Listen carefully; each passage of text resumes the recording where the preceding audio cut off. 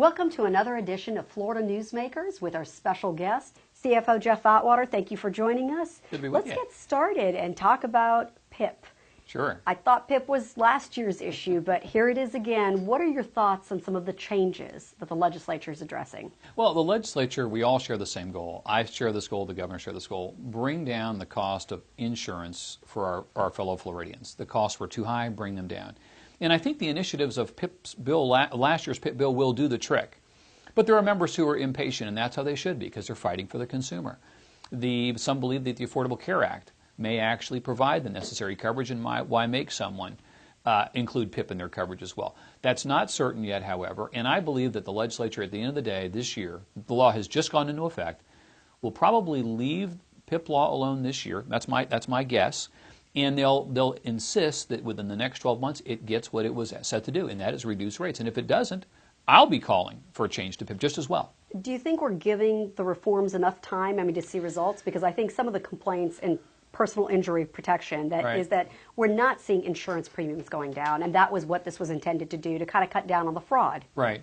And that's what I think the people listening to us today, all the consumers of Florida, would want the legislature to be impatient. Bring the rates down. And so it just went into effect really on January 1. It's been in less than 4 full months, been 3 months, it's been in place.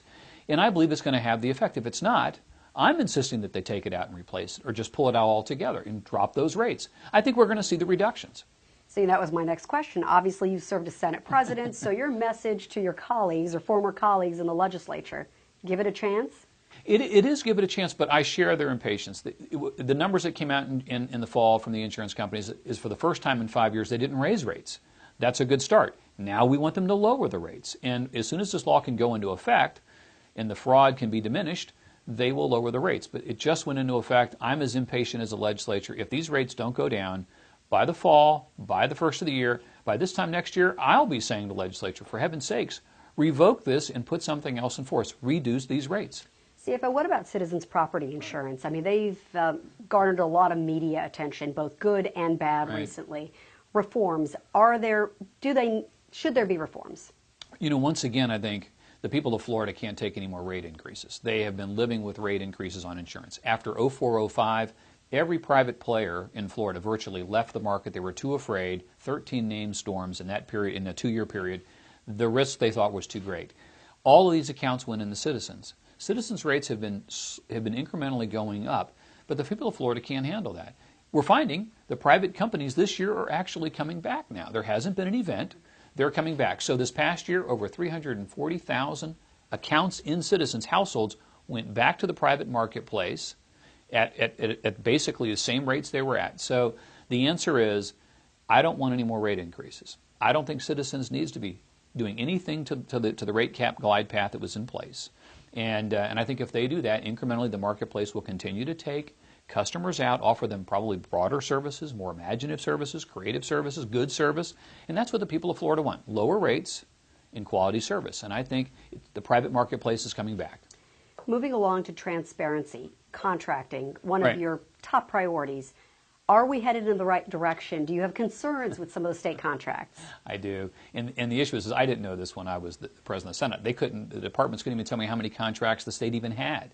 So when I became CFO, I insisted. I want to know how many contracts exist in the state. And I want them all to be online. I want them all to be imaged and transparent. I want every Floridian to read what we're doing with your money.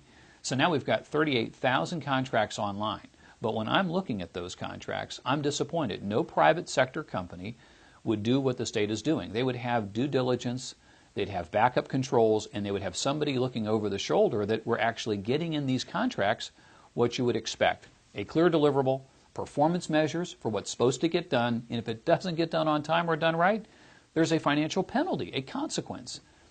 We've audited approximately 50% of the state contracts don't even possess those common sense elements. I'm asking the legislature, put in law contracts that agencies put in place to spend the people's money have to have good quality elements so that we get what we're paying for. That's all that I want. It's their money. Final question. 2014 governor's race. Your thoughts?